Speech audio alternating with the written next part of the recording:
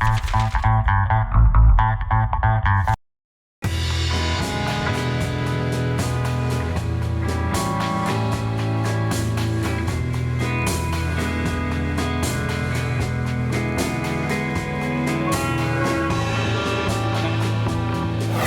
à tous, ravi de vous retrouver pour cette nouvelle séquence coup de cœur. Aujourd'hui, nous allons voyager dans le temps puisque je vous propose la lecture de 3 albums qui mélangent fiction et réalité historique.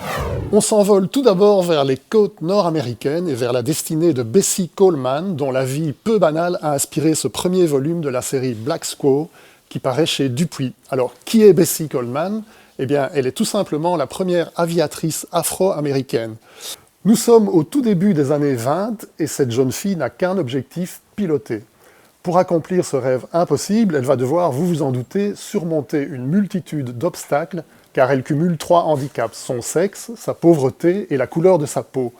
Via quelques flashbacks, les auteurs nous plongent dans cette époque foisonnante et tourmentée, celle de la prohibition et du crime organisé, des notes de blues et de jazz à Chicago, mais aussi des cagoules du Ku Klux Klan, auxquelles l'actualité ne cesse de faire écho de manière tristement récurrente. C'est dans ce contexte pour le moins trouble que Bessie va devoir braver toutes les discriminations pour parvenir à ses fins, en passant son brevet de pilote dans le ciel français, pour revenir ensuite aux États-Unis et gagner sa vie grâce à sa passion, de manière plus ou moins légale entre shows de voltige aérienne et livraison de contrebande au large de Terre-Neuve. Les 2 auteurs nous avaient déjà régalés avec la série Dents d'ours et ils nous livrent ici une première partie très prometteuse. Comme à son habitude, le scénariste Yann dose savamment une documentation sans faille avec aventure et action. Quant au dessin d'Alain Henriet, il est minutieux et réaliste, parfaitement adapté au récit et rehaussé par les magnifiques mises en couleur d'Usagi. Pour ma deuxième sélection, on pousse le curseur de quelques décennies pour atterrir sur l'île de Cuba en 1959. L'auteur espagnol Agustín Ferrer prend le parti de nous raconter cette improbable et surréaliste aventure qui met en scène l'acteur Errol Flynn. Le vieillissant séducteur d'Hollywood s'est mis en tête d'interviewer Fidel Castro juste avant que celui-ci ne fonde sur la Havane avec ses guérilleros. La rencontre se réalisera effectivement fin 59 au fin fond de la Sierra Maestra. L'acteur embarque donc avec lui un photographe, Frank Spellman, soi-disant pour réaliser un reportage exotique sur l'île, mais très vite le sujet va virer aux politiques. Sur place, il se mêle aux agents de la CIA, aux membres de la mafia, aux attachés de multinationales qui tous œuvrent pour sauvegarder leurs intérêts via le régime corrompu et violent du président Batista. Un protagoniste prévient d'ailleurs, quand Castro détiendra toute l'île, il aura besoin qu'on le guide dans les méandres du pouvoir, ou plutôt dans ses égouts. Voilà qui annonce la couleur.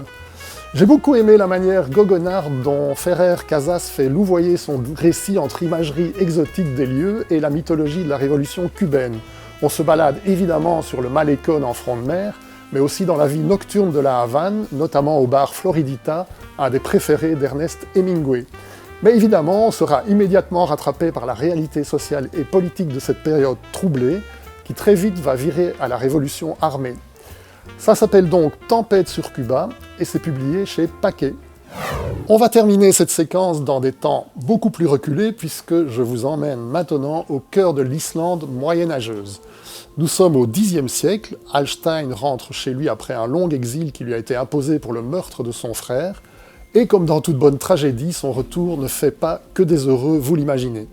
Entre sa famille partagée et d'autres prétendants au pouvoir, on comprend vite que notre personnage qui aspire à la paix et à la vie normale a accosté sur des rivages piégés et semés d'embûches. Entre désir de vengeance et conquête du pouvoir, nous voilà plongés dans un grand récit épique, sorte de western shakespearien au temps des Vikings. Je l'avoue, plus que la thématique qui se révèle très classique, mon vrai coup de cœur va au magnifique graphisme du dessinateur Erik Kriek. Ce Hollandais est un illustrateur très prisé dans son pays et j'aime beaucoup son dessin expressionniste, proche de la gravure, qui joue à merveille sur la bichromie avec une salutaire économie de moyens. Entre paysages majestueux et gros plans expressifs, l'auteur rythme parfaitement le récit grâce à ce dessin tout en maîtrise. On est loin, vous l'aurez compris, des gros effets parfois indigestes associés à ce genre de récit. Ce roman graphique de 180 pages s'appelle donc L'Exil et c'est paru aux éditions Anspach.